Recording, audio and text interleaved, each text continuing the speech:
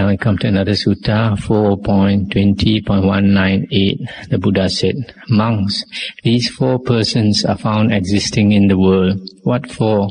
Herein, monks, a certain person is a self-tormentor, given to the practice of self-torment. Herein again, a certain person is a tormentor of another, given to the practice of tormenting another. Yet again, a certain person is a tormentor both of self and another, and given to that practice. And yet again, monks, a certain person is a tormentor neither of self nor of another, nor given to the practice of tormenting self and another.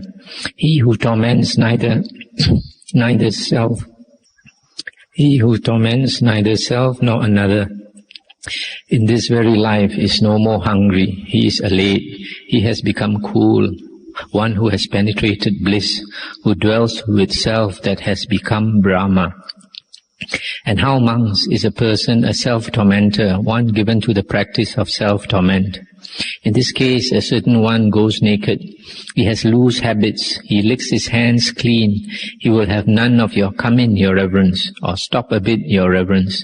He refuses food brought to him. He refuses special food. He refuses an invitation to a meal.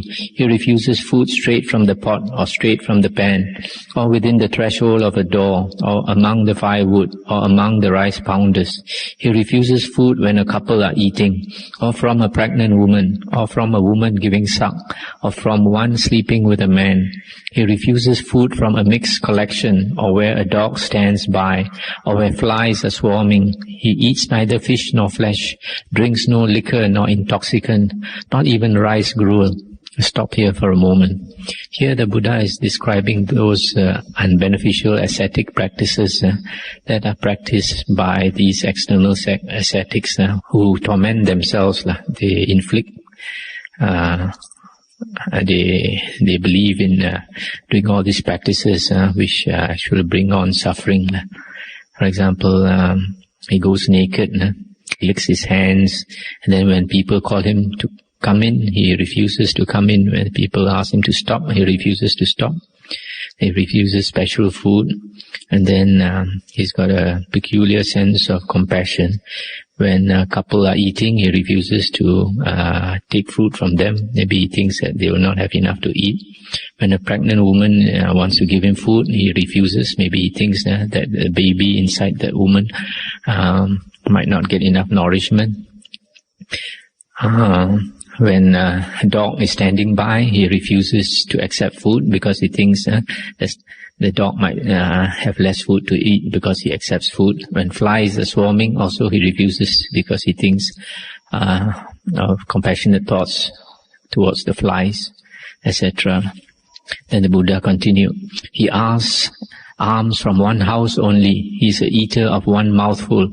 Or maybe he begs from 2 houses, eats 2 mouthfuls, 3 houses, 4 up to 7 houses, and eats 7 mouthfuls only. He exists on just one little dole of food, or just 2 or 3 or 7 such doles. He takes food only once a day, or once in 2 days, 3 days, or once in 7 days. Thus he lives given to the practice of taking food by rule, even up to the extent of 2 weeks or half a month between meals. He feeds on vegetables, on millet, on rice, on raw rice, on scraps of leather, on water plants, rice powder, burnt scump of rice, flour of all seeds, on grass and cow dung. He just exists on forest roots and fallen fruit. He wears coarse hempen clothes, cloth of different fibers, discarded corpse cloths, rags from a rubbish heap, tree bark fiber, antelope skins, strips of antelope skin, clothes made of kusa grass, made of wood shavings, blankets made of human hair, made of horse hair, made of owl's wings. He is a plucker out of hair and beard, and given to this practice.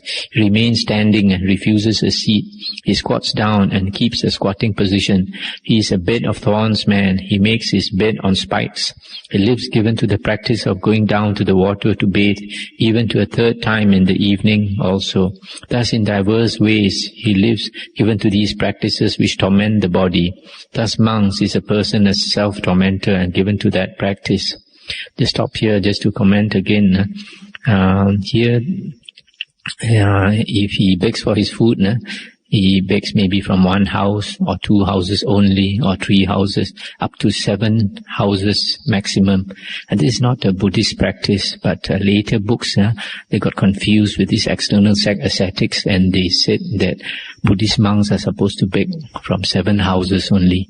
This is definitely not a Buddhist practice. It's an external sect practice that crept into the later Buddhist books. And also he takes one food once a day, or when he can do it, then 2 days once, and then when he can do that, 3 days once, up to 14 days he take one meal. But when he takes that meal, he'll gorge himself as much as he can, and then after that he'll go on a fast. And then he takes particular types of food, even eating cow dung and fallen fruit, etc. And then he wears different kinds of animal skins, or grass, etc. Then he uses human hair to make a blanket, and plucks out his hair and his beard. It's quite painful, but does all these things. And how monks is a person a tormentor of another and given to that practice. Herein a certain person is a butcher, a pig killer, a fowler, a deer stalker, a hunter, fisherman, a bandit, an executioner, a jailer, or one of any other who follows a bloody calling. That, monks, is how a person tortures another and is given to such practice of torture. And how, monks, is a person a tormentor of both self and another and given to the practice of tormenting self and another. Herein, monks, a certain person is a Raja or nobleman who has been consecrated, or a Brahmin of a great house. Having built a new moat hall on the east side of a town, he gets his head and beard shaved, dons a shaggy skin, smears his body with ghee and oil, scratches his back with a deer's horn, and enters the moat hall together with his chief wife and Brahmin chaplain. There he makes his bed upon the bare grass-covered ground. Then the Raja lives on the milk from one teat or nipple of a cow, with calf of light color. His chief wife lives on the milk from the second teat. The Brahmin chaplain lives on the milk from the third teat, while that from the fourth they offer as sacrifice to the fire. The calf is fed with what is left over. Then he says, let so many bulls be slain for the sacrifice, let so many cows, so many heifers, so many goats, so many rams, let so many horses be slain for the sacrifice. Let them cut down so many trees for sacrificial posts. Let them mow so much kusa grass for the sacrifice. Then whosoever are called his slaves, messengers and workmen, scared by fear of the rod, with tearful faces, set about their preparations. That, monks, is how a person is a tormentor of both self and another, given to the practice of tormenting both self and another. And how, monks, is a person neither the one thing nor the other, given neither to the practice of tormenting self nor to that of tormenting others. He who torments neither self nor another in this very life is no more hungry. He is allayed, become cool. He is one who has penetrated bliss. He lives with a self that has become Brahma. I stop here for a moment. This word, become Brahma, is Brahma Bhutta. Now this word Brahma Bhutta is mentioned in one sutta, in the Aganya Sutta of the Digha Nikaya, where the Buddha said, this designates the Tathagata, Dhamma body, that means Dhammakaya, Brahma body, Brahmakaya, Dhamma become Dhamma Bhutta, and Brahma become Brahma Bhutta. So, that is the real state of a Buddha, the real description of a Buddha. It's not that a Buddha has gone to Nibbana, there is nothing left. There is something which the Buddha says is very profound, unfathomable, very deep, and that the Buddha calls the Brahma body or Dhamma body, Brahma become or Dhamma become. So that is also the state of an Arahant. Then the Buddha continued, in this case, monks, a Tathagata arises in the world, an Arahant, a fully enlightened one, perfect in knowledge and conduct, a wayfarer, a world-knower, unsurpassed driver of men to be driven, teacher of devas and mankind, a Buddha, an exalted one. He makes known this world with its devas, its maras, its brahmas, with its host of recluses and brahmins, of devas and mankind, himself having thoroughly understood and realized it. He teaches Dhamma that is lovely in the beginning, lovely in the middle, lovely at the end, both in the spirit and the letter. He makes plain the holy life, entirely complete and fully purified. Then a house father or one of a household or one born in some family or other hears that Dhamma, and so hearing acquires faith in the Tathagata. I stop here for a moment. You see, here a person acquires faith by listening to the Dhamma. And this faith is Saddha. Saddha sometimes translated as unshakable faith. So the hearing of the Dhamma is extremely important to have a firm foundation, faith in the Buddha, Dhamma and Sangha. And then the Buddha continued, possessed of this faith so acquired, he thus reflects, oppressive is this household life, a dusty path. The way of going forth is free like the open air. It is no easy thing for one living the household life to practice the holy life in all its completeness, in utter purity like a polished shell.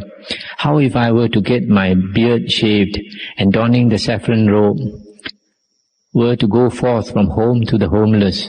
Then he, some time later, abandoning the whole mass of his wealth, whether small or great, abandoning his circle of relatives, whether small or great, gets his beard shaved, dons the saffron robes, and goes forth from home to the homeless. He, having thus gone forth, having entered upon the way of life, in the training followed by monks, abandoning the slaying of creatures, abstains therefrom. He lives as one who has laid down the rod, who has laid down the knife, who has scruples, is kind, and has compassion for every living thing. Abandoning the taking of what is not given, he abstains therefrom. He lives as one who takes only what is given, who waits for what is given. He lives with a self that has become pure, not by stealth. Abandoning the unchaste life, he lives chaste, lives a life aloof, abstaining from the sexual act, from dealings with womenfolk. Abandoning falsehood, he abstains therefrom. He speaks the truth, and joins truth to truth, unswerving, reliable, no deceiver of the world. Abandoning slanderous speech, he abstains therefrom. When he hears something at one place, he spreads it not abroad elsewhere to cause dissension among these folk. When he hears something at another place, he spreads it not abroad elsewhere to cause dissension among these folk. Thus he reconciles those who are at variance and confirms the friendly. He delights in harmony, finds pleasure herein, rejoices in harmony, and utters words that make for harmony. Abandoning coarse speech, he abstains therefrom. Whatever speech is blameless, pleasing to the ear, affectionate, speech that goes to the heart, is obeyed, delights many folk, pleases many folk, such speech does he utter. Abandoning idle babble, he abstains therefrom. He is one who speaks in season, speaks of facts, speaks sense, speaks according to Dhamma, speaks according to Vinaya. He speaks words worth treasuring up, that are seasonable, reasonable, discriminating and concerned with profit. Stop here for a moment. Here the Buddha is talking that once a person has gone forth, the first thing that he does is to follow the training. And the basics of it is keeping good sila, moral conduct. And here in this description that I just read just now is one of the few places where the two types of verbal karma are described. The first one is musavada. This one normally people know. Musavada means lying. That means we have to abstain from lying. Then the second one is pisuna vacha, sometimes translated as slander, slanderous speech. This one sometimes people can get a wrong interpretation, a wrong idea of it, because the way it's translated, slander, sometimes people think it's talking bad about somebody else. That's not the meaning. Here is described very clearly. That means you hear something, you go somewhere else and repeat it, and cause two different parties to be to quarrel with each other. So you spread disharmony. So that is the meaning of Pisuna Vacha, sometimes translated as slander. And the third one is Parusa Vacha, coarse speech. Coarse speech is, this one is generally understood, and coarse, harsh speech that is painful to the ear, this is unpleasing. And the last one is Sampapalapa, that is idle speech. What is sort of gossip and unbeneficial talk. Then the Buddha continued, he is one who abstains from injury to seed life and plant life, lives on one meal a day, refrains from food at night, abstains from food at unseasonable hours, from flowers, scents, unguents, adornments and finery, from shows of nautch dancing and singing, from beds high and broad, from accepting gifts of gold and silver, that means money, from taking gifts of uncooked grain, of uncooked flesh, from gifts of women and girls, female and male slaves, of goats and sheep, fowls and swine, elephants, cattle, horses and mares. He abstains from gifts of fields, cultivated or waste, from buying and selling, sending messengers or going as such, from cheating with scales, copper vessels or measures, from taking bribes to pervert justice, from cheating and crooked ways. He abstains from cutting, flogging, binding, highway robbery, plundering and deeds of violence. I'll stop here for a moment. This last part now on Sila, injury to seed life and plant life is more of an Indian custom.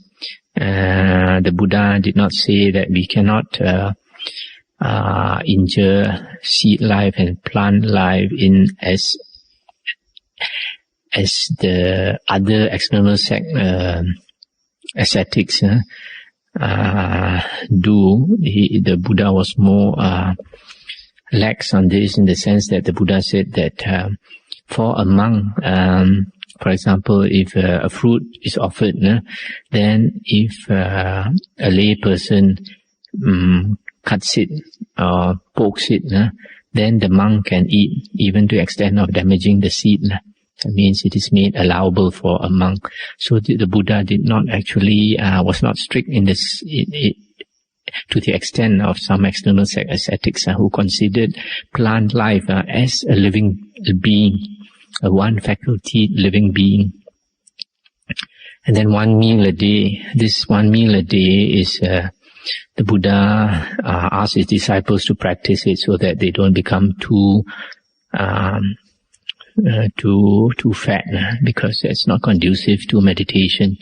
So, and then other things like gifts of women, girls, female and male slaves. Although the Buddha did not allow monks to accept slaves and women, etc., but the Buddha did allow during his time for the king to send workers to help a monk, so that sometimes in the Vinaya we find there's a whole village of workmen employed by the king to work for the monks, to build the monastery buildings, etc. And the monks would tell them what to do, but they were paid by the king. However, even though the monks would tell them what to do, yet the monks would go among them and beg for their alms food. And then another thing I like to mention here is gifts. He abstains from gifts of fields, cultivated or waste. This one is only for arable fields. That means plantations. Monks cannot accept them directly, but there is a type of land that a monk can, or the Sangha can accept directly, that is land for a monastery. because the Buddha made it very clear in the Vinaya rules that the monastery land and monastery buildings and household items in a monastery belong to the Sangha. They are considered Sangha property, to be kept for the Sangha monks of the four directions, north, south, east, west, present and yet to come. That means to be kept in perpetuity for the Sangha of the present and the future. And these Sangha property cannot be sold, cannot be given away, cannot be distributed unless it is sold to buy something similar for the Sangha. For example, you sell a piece of land to buy a bigger piece of land or something for a monastery. So this abstention from gifts of fields, cultivated or waste does not refer to monastery land. It's only for like arable land, fields and plantations, etc. Even though the monks cannot accept it directly, it can be accepted, for example, by a Buddhist society or lay people and used to support the monks. But there's an incident in the Vinaya which shows that the Buddha accepted monastery land directly. When the first monastery was given to the Buddha, King Bimbisara presented a piece of land to the Buddha, and the Buddha accepted it directly. In the old Indian tradition, the Buddha cupped his hands, cupped the palms of his hands, and the King Bimbisara poured water directly into the Buddha's hands, and the Buddha accepted on behalf of the Sangha. He is content with a robe sufficient to protect the body, with arms food enough for his belly's need.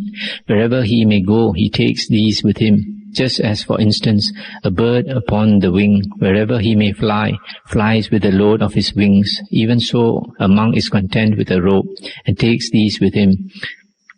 Possessed of this Aryan mass of morals, he experiences in himself the bliss of blamelessness. Seeing an object with the eye, I stop here for a moment. The second thing that the monk cultivates is contentment. To continue, the Buddha said, seeing an object with the eye, he is not misled by its outer view, nor by its lesser details, since coveting and dejection, evil, unprofitable states, might flow in upon one who lives with the faculty of eye uncontrolled. He applies himself to such control, sets a guard over the faculty of eye, and attains control thereof. Hearing a sound with the ear, or with the nose smelling a scent, or with the tongue tasting a flavor, or a savor, or with body contacting tangibles, or with mind cognizing mental states. He is not misled by their outer view, nor by their lesser details. But since coveting and dejection, evil, unprofitable states, might flow in upon one who lives with his faculties uncontrolled, he sets a guard over the faculties, attains control thereof. Thus, possessed of this Aryan restraint of faculties, he experiences in himself unadulterated bliss. Stop here for a moment. So here the third thing is Indriyesu Gutta Dwara, guarding the sense doors. Practice restraint over the sense doors. Then the Buddha continued, in going forth and returning, he acts mindfully. In looking in front and looking behind, in bending or relaxing, in wearing his robe and bearing outer robe and bowl, in eating, drinking, chewing and tasting, in easing himself, in going, standing, sitting, sleeping, waking, in speaking and keeping silence, he acts mindfully. He possessed of this, stop here for a moment. So this fourth one is Sati Sampajanya, mindfulness and awareness. And the Buddha continued, he possessed of this Aryan mass of morals, and this Aryan restraint of the faculties, and this Aryan mindfulness and composure, and this Aryan contentedness. He resorts to a secluded lodging place, a forest, the root of a tree, a hill, ravine, grotto or cave, a charnel field, a jungle path, an open space, a heap of straw. After his meal, when he has returned from his arms round, he sits cross-legged, keeping his body erect and fixing his attention in front of him. Then, abandoning the hankering after the world, he abides with heart freed therefrom. Having regard for the welfare of everything that lives, he purges his heart of the taint of ill will. Abandoning sloth and torpor, he remains freed therefrom, wide awake, mindful, composed, and purges his heart of sloth and torpor. Abandoning restlessness and flurry, he abides tranquil, at heart in the inner self. He purges his heart of restlessness and flurry. Abandoning doubt and wavering, he abides as one who has transcended them, no longer questioning this or that in things profitable. He purges his heart of doubt and wavering. So, just now stop here for a moment. Seclusion is viveka, resorts to a secluded place. And then after that he abandons the 5 hindrances. That's called nivarana pahana.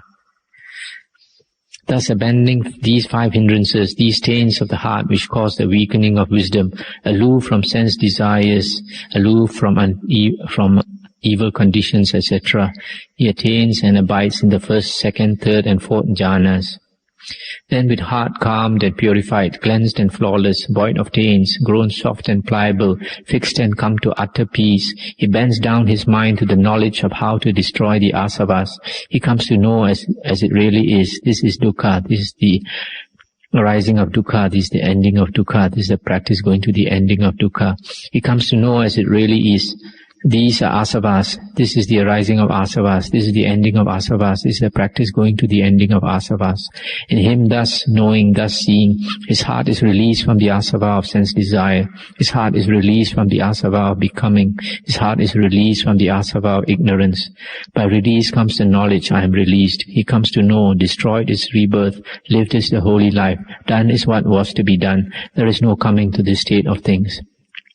Thus, monks, a person is neither a tormentor of self nor of another, nor given to the practice thereof. He being neither of these, in this very life hungers no more. He is elate, become cool. He abides in the experience of bliss with a self that has become Brahma. So monks, these are the 4 persons found existing in the world. That's the end of the sutta. So here, in this last part of the sutta, you find several factors explained. The first one is sila, the second one is contentment, the third one is guarding the sense doors, then mindfulness and awareness, then seclusion, then abandonment of the hindrances, then attainment of the 4 jhanas. These factors grouped together are called charana, sometimes translated as conduct. One of the names of the Buddha is Vijaya Charana Sampanno, replete or complete in knowledge and conduct. So this conduct is the holy path, which is the practice of the holy path. Now in this sutta,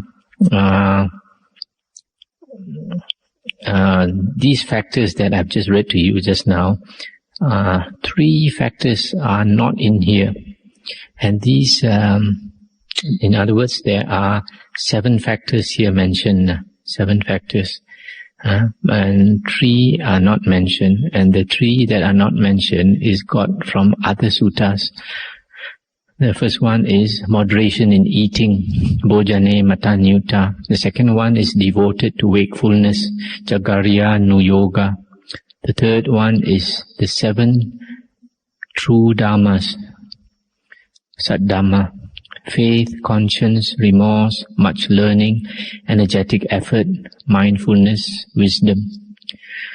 Now, the famous Sayadaw, Lady Sayadaw, in his books, he described this charana, conduct. He also took these 7 factors from the Digha Nikaya. The Digha Nikaya, the factors given in the Digha Nikaya are just the 7 mentioned here. And he missed out these other 3. And these other 3 are found in other suttas, like Majjhima Nikaya, and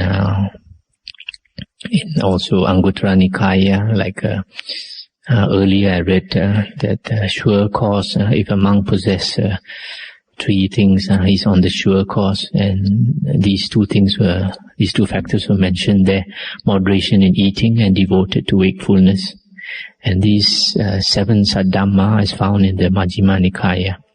So if you take these 7, so if the complete factors for charana, conduct or practice is actually the 7 which are found here, namely sila, contentment, guarding the sense doors, mindfulness and awareness, seclusion, abandonment of the hindrances, and attaining of the 4 jhanas. These are the 7. Then you add another 3, moderation in eating, devotion to wakefulness, and the 7 true dhammas, 7 sat dhamma. The other thing I like to mention here, at the end of this sutta, is describe the ending of the asavas, and the asavas mentioned here is the asava of sense desire, sensual desire, kamma sava, then the asava of becoming, then the asava of ignorance. So here there are only 3 things mentioned as asavas, and then in some later suttas, for example in some other suttas, they mention 4. They mention 4 plus another one I think on views.